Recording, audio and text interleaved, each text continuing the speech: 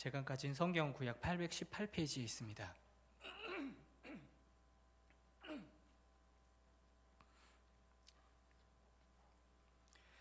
시편 23편 1절부터 4절까지 제가 봉독하도록 하겠습니다. 여호와는 나의 목자시니 내게 부족함이 없으리로다. 그가 나를 푸른 풀밭에 누이시며 쉴만한 물가로 인도하시는도다. 내 영혼을 소생시키시고 자기 이름을 위하여 의의 길로 인도하시는도다.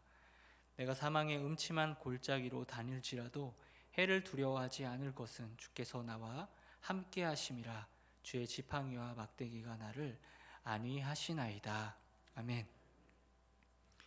네, 오늘 시편 23편 1절부터 4절까지 말씀으로 인도하시는도다 라는 제목으로 함께 여러분과 말씀 나누기를 소원합니다.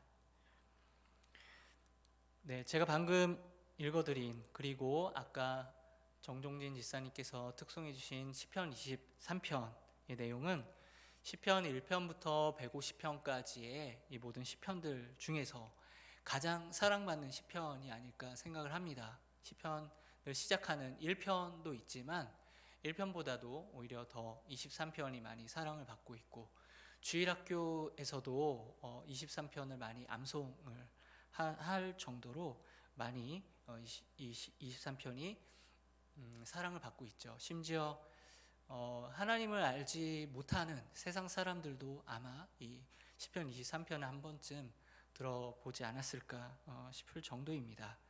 꼭 신앙심이 이렇게 믿음이 깊지 않더라도 아주 대중적으로 이 시편을 또 듣거나 읽게 되면은 그 안에서 느껴지는 어떤 그런 따뜻함이 또 있습니다. 우리 이곳에 계신 우리 성도님들께서는 이 시편 23편을 통해서 어떤 영적인 유익이 있어 오셨는지 참 궁금합니다. 만약 이 시편이 대중적으로 많은 신자들과 많은 사람들의 마음을 끌어당기는 이유가 있다면, 그것은 여호와께서 양이 된 우리의 목자로서 우리를 보호하시고 돌봐주실 때에 우리는 아무런 염려가 없이 풍성하게 된다는 그 사실에 감동하기 때문일지 모르겠습니다.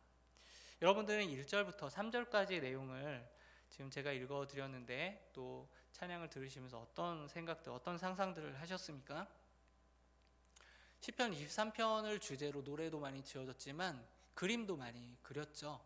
그래서 이제 목자 대신 그 하나님을 형상화한 것이 이제 예수님, 우리가 상상하는 예수님, 굉장히 이렇게 서구적인 외모에 잘생긴 예수님, 머리 막 이렇게 길게 기르시고 한없이 따뜻한 눈빛으로 작은 양을 이렇게 안고서 이렇게 바라보시거나, 아니면은 그 그림에는 굉장히 아주 풀이 무성한 아주 풀이 자라 있고, 먹다가 뭐 배불러 지칠 정도의 엄청난 풀들이 자라 있고, 그 근처에는 아주 맑고 아주 많은 그런 냇물이 흐르는 그런 그림을 볼 때에 굉장히 사실은 볼 때 여기에 양들이 얼마나 평안할까, 이 양의 입장이 얼마나 평안할까, 절대 평안을 누릴 수밖에 없는 공간일까 라는 그런 생각을 하게 되는 것이죠. 아주 정적이고 아주 고요한 그런 모습을 우리가 떠올릴 수 있습니다.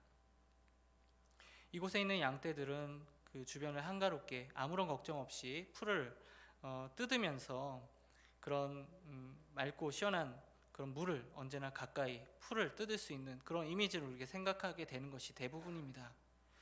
그래서 아무런 어려움이 없는 그런 정적이고 절대적인 평안 상태가 바로 여호와께서 오늘 이 시편 23편의 고백에 나타나 있는 이런 어떤 그림으로 우리가 좀 이해하게 될 때가 많다는 것이죠. 물론 우리는 여호와께서 양된 우리의 목자시라는 것, 그리고 그분이 우리의 목자로 계실 때 우리는 부족함이 없다고 고백할 수 있게 된다는 이런 다윗의 고백을 훼손할 이유는 전혀 없습니다. 하지만 우리가 아주 정직하게 이스라엘에 있는 그런 팔레스타인 지역의 기후와 지리와 환경과 생활상을 이해하게 된다면 우리가 흔히 봐왔던 그런 성화, 우리가 흔히 봐왔던 어떤 그런 이미지와 그림, 23편에 대한 그림이 아주 좀 잘못되어 있다는 것을 우리는 알게 될 것입니다. 그리고 실제 그것이 그 시편의 고백이 우리들의 삶 가운데서도 우리가 이렇게 시편을 통해 고백하는 것만큼 충분히 우리에게 당면한 우리의 지금의 우리의 현실이 이런 절대 평안과 정적인 환경과 절대 만족의 푸른 초장을 우리는 실제로 경험하고 있지 못하는 데에서 사실 우리는 괴리감을 느껴야 정직한 고백이라고 저는 생각합니다. 우리가 살고 있는 현실은 이 시편 23편에 우리가 그동안 가지고 있어 왔던, 많은 사람들이 가지고 있는 2절 3절에서 말하는 듯 보이는 그런 무성한 초장과 쉴만한 물가와 같이 우리가 걱정할 만하고 염려할 만한 그 어떤 환경도 우리에게 진짜로 없느냐라는 거예요. 사실 그렇게 생각한다면 시편 23편의 2절과 3절은 지금 우리는 이 고백처럼 그러지는 못하지만 우리가 좀 그렇게 좀 되고 싶다라는 그런 소망으로 기도를 하는 수는 있어도 지금 우리가 이런 것을 경험을 지금 내가 하고 있기 때문에 그 경험에 대한 하나님께 대한 그런 고백으로 이렇게 고백할 수는 없다는 것입니다. 이 시편 23편은 소망이나 바램은 될 수 있어도 지금 내가 경험하는 삶에 대한 신앙 고백은 될 수 없는 것이죠. 우리는 이와 같은 문제에 대해서 이 두 가지 내용 우리가 더 살핌을 통해서 오늘 성경 본문의 말씀의 의미를 더 좀 잘 이해할 수 있게 될 거라고 저는 기대를 하고 있습니다. 우선 첫 번째로는요, 시편 23편 2절에서 3절의 내용, 아주 푸른 풀밭에 누이시고 쉴만한 물가, 내용은 소생시키시고 얘기를 인도하시는 이 내용과 4절에 내가 사망의 음침한 골짜기를 다닐지라도라고 나오는 그 내용이 서로 어떤 관련을 가지느냐라는 것을 살피는 거예요. 이게 되게 중요합니다. 대개로 많은 사람들은 대체로 이렇게 생각하기 쉽습니다. 시편 23편 2절과 3절에 나오는 그런 공간, 푸른 초장과 쉴만한 물가와 그리고 그에 이어지는 4절에 나오는 사망의 음침한 골짜기를 전혀 다른 분리된 공간으로 많은 사람들이 생각하면서 이 시편을 묵상하기 쉽다는 것입니다.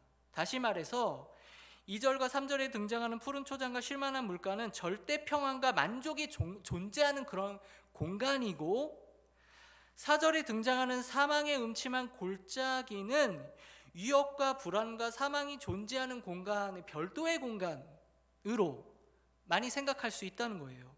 하지만 본문 전체의 내용이 적어도 이 1절부터 우리가 이 시편이 총 6절, 시편 23편이 6절까지 되어 있는데 크게 두 부분으로 나누게 되면 1절부터 4절까지를 한 묶음으로 나눌 수 있고 그 뒤에 5절부터 6절까지 또 한 묶음으로 나눌 수가 있습니다. 그런데 1절부터 4절까지를 어떤 주제로 한 묶음으로 묶을 수 있냐면 이 1절부터 4절의 내용은 다 어떤 내용이 나옵니까? 누가 등장합니까? 목자와 양이 등장합니다. 그래서 2절, 3절에서 나오듯이 이 목자가 양을 2절에도 그렇고 3절에도 그렇고 어떻게 끝나죠?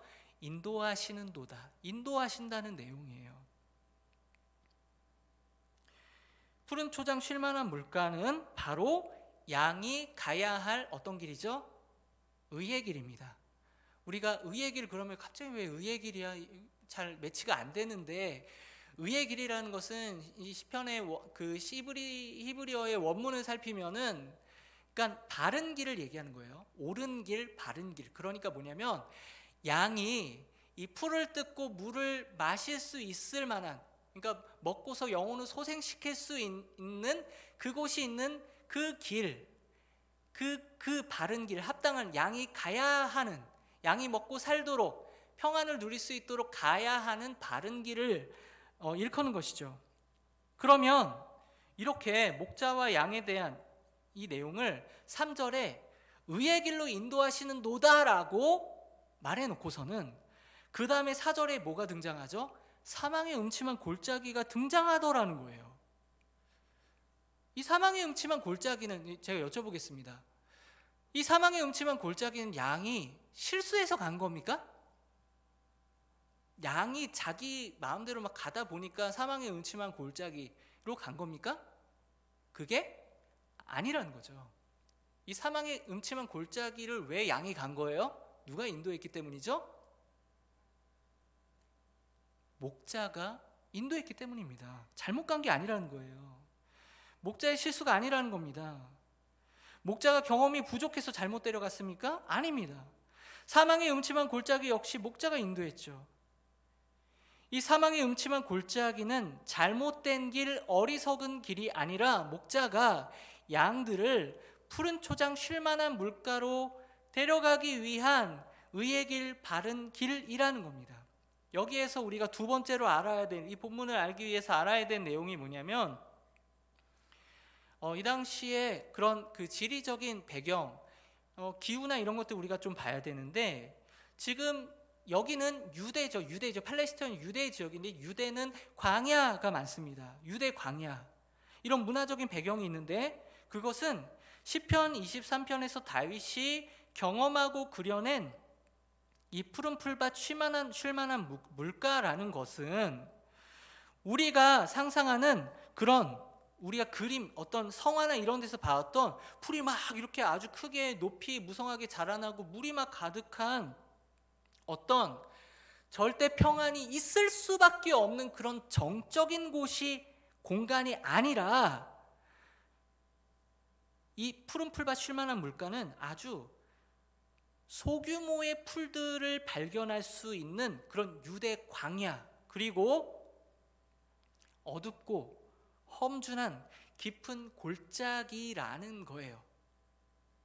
우리는 마치 2절과 3절의 푸른 초장과 쉴만한 물가를 4절에 나타나는 사망의 음침한 골짜기와 공간적으로 분리해서 우리가 생각하기 쉽습니다. 하지만 이 유대 광야는 이 둘을 명확하게 구별하지 않습니다. 그렇게 구별할 수가 없습니다. 여러분들, 유대는 광야지대가 많은데 광야는 어떤 곳이죠? 광야는 어떤 곳입니까? 낮에는 햇볕이 아주 강하게 내리쬐고요. 밤이 되면 어떻습니까? 춥죠. 아주 추운 그런 공간, 아주 극단적인 그런 환경이죠. 일교차가 굉장히 큰 그런 공간입니다. 그러니까 낮에는 햇볕이 너무 세게 내려쬐기 때문에 바닥에 막 비도 풍성히 오는 지역이 아니기 때문에 바닥에 풀들이 제대로 살아남지를 못합니다. 그리고 물들이 버텨내지 못하고 다 말라버리죠. 그러면 여쭤보겠습니다. 상식적으로 그런 광야 지대에서 풀이 돋아나고 물이 있는 공간은 어디일까요?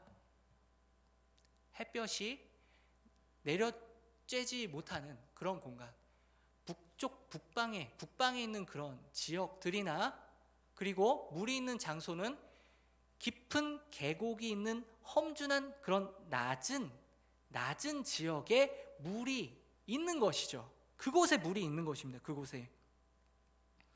그렇기 때문에 목자가 양들을 먹이고 마시게 하기 위해서는 햇볕이 들지 않는 어둡고 음침하고 위험한 곳으로 내려가야 했던 것이죠. 그럼 생각해 보겠습니다. 유대 광야에는 들짐승들이 많이 살고 있습니다. 이 들짐승의 다윗이 목자였잖아요. 목자로서 자기가 물리친 막 그런 동물들 얘기하는데 뭐 사자, 곰 이런 거 얘기합니다. 그런 것도 유대 지역에 있었다는 거예요. 사자, 곰 이런 것들이. 그러면 그 사자나 곰들은 그 광야 지역에서 물을 마실까요, 안 마실까요?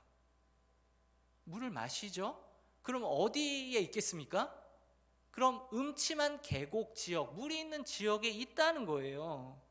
그 짐승들도 물이 있는 곳을 찾는다는 것이죠.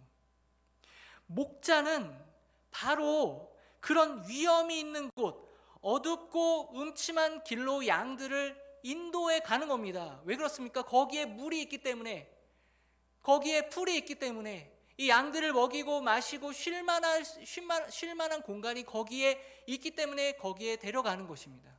그곳이 바로 바른 길이고 의의 길인 거예요.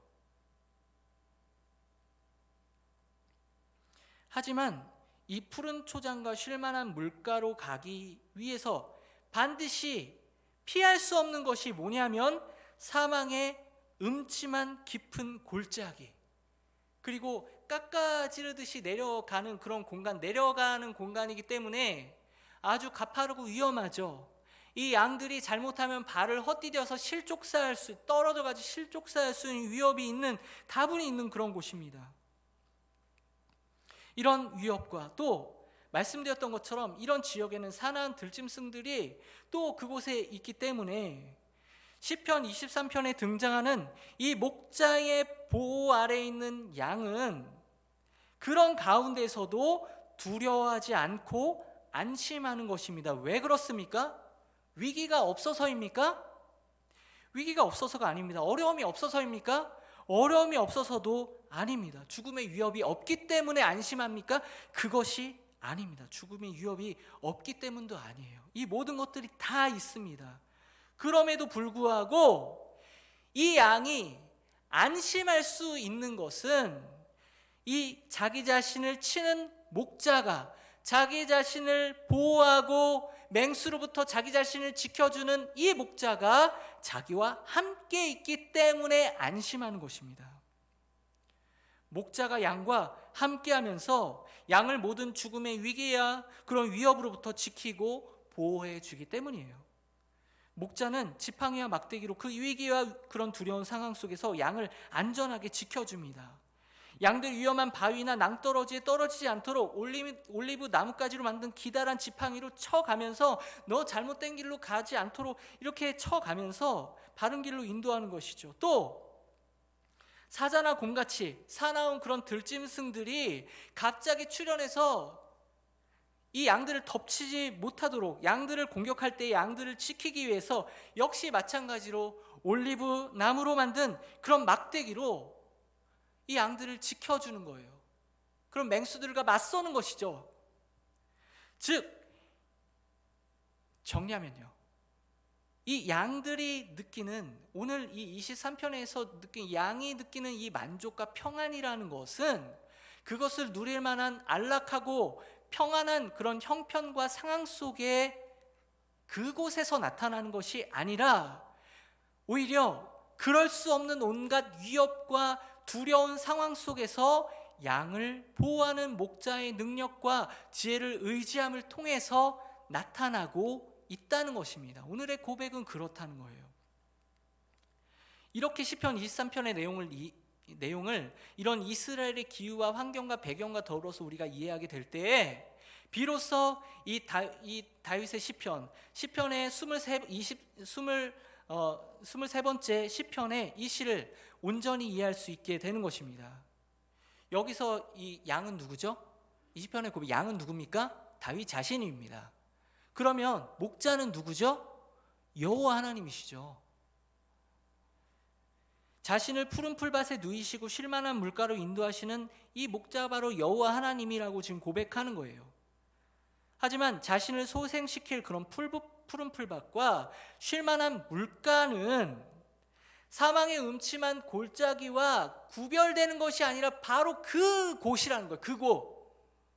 그곳. 목자가 되시는 여호와께서 이 푸른 풀밭과 쉴만한 물가라는 바른 길로 인도하시기 위해서 죽음의 위협이 가득한 사망의 음침한 골짜기로 인도하시는 것입니다. 하지만 다윗이 그런 죽음의 위협이 가득한 곳을 지날지라도 두려워하지 않았던 것은 바로 여호와 하나님께서 자기와 함께 하시면서 죽음의 위협으로부터 인도해 주시고 대적들로부터 지켜주시기 때문입니다. 그리고 다윗이 배고플 때에 먹이시고 목마를 때에 마시게 해주십니다. 다윗에게 필요한 모든 육적인 필요들과 영적인 필요들을 도와주십니다. 그래서 다윗은 이런 여호와께서 자신의 목자가 되시기 때문에 언제 어떤 상황, 어떤 위기, 어떤 어려움 속에서도 자기 자신이 부족함이 없다고 1절에서 그렇게 고백하고 선포하고 시를 이어갔던 것이죠. 마찬가지로 다윗의 하나님이신 여호와는 바로 이곳에 있는 저와 여러분들의 목자가 되시는 줄 믿으시기를 바랍니다. 여호와 하나님께서는 분명히 하나님을 믿는 우리들의 삶을 채우시고 먹이시고 입히십니다. 그래서 우리는 이 다윗과 같이 내게 부족함이 없다고 그렇게 고백할 수 있습니다. 그러나 그것은 우리가 절대 만족과 절대 평안을 불러올 만한 어떤 정적인 현실 속에 있기 때문에 우리가 그렇게 고백할 수 있는 것이 아닙니다. 우리 눈에 보이는 것이 만족스럽지 못하고 보이는 모든 것들이 우리의 현실이 불안하고 안심할 수 없는 그런 현실 가운데 있지만 하나님께서는 우리를 푸른 풀밭 쉴만한 그런 물가로 인도하시기 위해서 우리로 하여금 우리가 두려워할 만한 그런 상황과 현실, 우리가 가기를 원하지 않는 곳으로 우리를 종종 인도하십니다. 그래서 우리를 어느 길로 인도하십니까? 넓은 길로 인도하시지 않고요, 좁은 문, 좁은 길로 인도하시고 환난과 어려움과 때로는 십자가가 있는 그런 길로 우리들을 인도하신다는 거예요. 우리는 너무나 자주 그런 인도하심, 그런 사망의 음침한 골짜기를 우리에게 주실 때에 우리 많은 사람들은 두려워하고 낙심하게 될 때가 많습니다. 과연 이 나에게 주신 이 어려움과 고난을 내가 감당할 수 있을까? 내가 이 현실을 버틸 수 있을까? 이런 생활의 어려움과 여러 가지 고통들을 내가 감당할 수 있을까? 이렇게 걱정이 앞설 때가 많습니다. 하지만 우리가 이런 현실들을 바라볼 때에 반드시 기억해야 할 것은 우리로 하여금 이 길로 가도록 인도하시는 분이 바로 여호와 하나님이시고, 이 길은 잘못된 길, 틀린 길, 이상한 길로 우리가 지금 가고 있는 것이 아니라는 거예요. 우리가 가고 있는 이 길은 재앙의 길이 아닙니다. 생명의 길이고 평안을 위한 길입니다. 바로 옳은 길입니다. 의의 길입니다. 여호와께서는 우리를 지금도 의의 길, 옳은 길, 바른 길로 인도해 주고 계신 것입니다. 그러면 여호와의 양인 우리들은 어떻게 해야 될까? 양인 우리들의 가장 큰 특징이 무엇입니까? 막 양에 대한 그런 비유를, 이스라엘 백성들 양에 대한 그런 비유들을 많이 하는데, 이 양들은 죄송하지만 사람이 아니니까 양이니까, 이 양이요, 한마디로 말하면, 그냥 간단하게 말하면 양의 특징은 멍청하다는 거예요. 진짜 멍청하대요. 그 양들이 이렇게 지들끼리 모여 있잖아요. 막 이렇게 뭉쳐서 막 모여 있다가 그 가운데 있는 질식해서 죽는 거예요. 그리고 막 이상한 길로 너무 막 잘 가고, 뭐 맹수가 나타나면 그냥 끝나는 거죠. 그 심지어 얼마나 그러냐면은 물이요, 그러니까 물이 딱 있으면 물이 주어지면 다 먹는 게 아니고 물이 좀 세게 흐르잖아요. 또 안 먹는데요. 굉장히 까다롭고 독특하고 이상하고 어리석고, 이게 양의 특징이라는 겁니다. 풍성한 그런 푸른 초장이 어디 있는지, 풍성한 물웅덩이가 어디 있는지 알지도 못하고 찾아갈 능력도 없고, 해하는 대적들 이길 만한 그런 능력이 없는 게 양인데, 바로 우리들이 그렇다는 겁니다. 우리들이. 많은 사람들이 자신의 작은 지혜를 자랑하기 바쁩니다. 입을 쉴 새가 없어요, 자기 자랑하느라고. 그런데 우리가 신앙 안에서 인생을 살아갈 때 사람에 대해서 느끼는 가장 큰 게 뭡니까? 우리가 신앙생활할 때 사람에 대한 기대가 증폭되던가요? 아니에요. 나를 비롯해서 사람은 진짜 어리석구나, 연약하구나, 부족하구나, 죄가 많구나, 이런 걸 느낍니다. 우리는 의의 길로 갈 만한 그런 지혜도 없습니다. 그 길을 갈 때 닥치는 위기와 위협을 헤쳐나갈 능력도 우리에게는 없습니다. 그렇기 때문에 우리가 가장 먼저 해야 될 것은 우리가 양이라는 것, 우리가 양과 같이 전적으로 무능하고 지혜가 없다는 것을 우리는 인정해야 됩니다. 먼저. 그런 뒤에 우리가 해야 될 것이 무엇입니까? 하나님 여호와께서는 하나님의 아들 예수 그리스도를 우리의 주와 그리스도로 삼으셨습니다. 그리고 그 예수 그리스도는 하나님의 아들이시면 우리의 목자가 되십니다. 예수님은 요한복음 10장에 자기 자신을 가리켜서 뭐라고 표현하고 계시냐면 나는 선한 목자다 이렇게 표현하십니다. 나는 선한 목자다. 나는 사꾼하고 다르다. 나는 돈 받고 일하는 그냥 일꾼하고 다르다. 돈 받고 일하는 일꾼은 자기 생명이 위급해지면은 그 양들을 버리고 도망가 버리지만 나는 양들을 위해서 내 목숨을 버린다. 그렇게 나는 양을 지키기를 원하고 양을 사랑하기를 원한다. 나는 선한 목자다. 예수님은 그렇게 말씀하셨죠. 자기 자신에 대해서 그렇게 소개해 주셨습니다. 우리가 해야 될 것은요, 우리의 목자 되시는 예수님, 하나님으로부터 양떼들을 받으시고 하나님의 뜻대로 우리를 인도하시는 예수 그리스도께서 지금 우리와 함께하고 계신다는 것을 믿으셔야 합니다. 예수님이 마태복음 28장에 제자들 남겨두시고 하늘 승천하실 때 제자들에게 뭐라고 말씀하셨습니까? 떠나시면서 내가 세상 끝날까지 너희와 항상 함께 있겠다 이렇게 말씀하셨어요. 이 예수님 말씀은 이 그 11 제자들에게만 해당되는 그런 말씀이 아니고요, 지금 예수님을 따라가는 양된 우리들에게도 동일하게 하시는 말씀이십니다. 우리가 해야 될 것은 목자 되신 예수님께서 항상 우리와 함께 계심을 신뢰하는 일입니다. 그리고 예수 그리스도를 그냥 전 신뢰만 합니다 이렇게만 하는 것이 아니고 그분의 인도하심을 날마다 받으면서 우리에게 오늘 주어진 삶을 두려워하지 않고 염려하지 않고 담대히 살아내는 일입니다. 그리고 내일을 걱정하지 않는 것입니다. 말씀 맺겠습니다. 오늘날 코로나19와 더불어서 최근에 또 비가 계속해서 오고 있습니다. 우리를 둘러싸고 있는 이런 많은 일들은 우리를 안심시키지 못해요.